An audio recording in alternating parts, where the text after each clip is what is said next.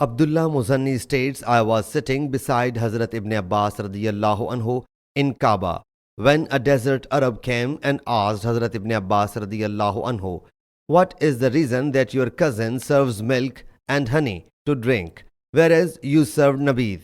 Is its reason poverty or miserliness? Hazrat Ibn Abbas radiyallahu anhu said, all praises are due to Allah Jalla Jalaluhu. We are neither poor nor miser.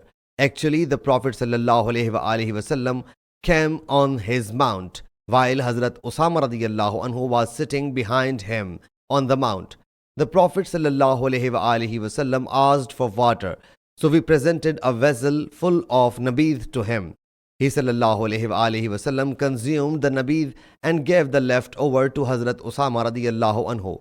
Hazrat Usama radiyallahu anhu drank the nabid left by him. He ﷺ said, you have done something good and superb. Keep doing so.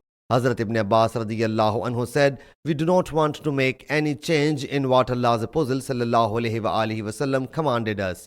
Sahih Muslim Hadees number 3166.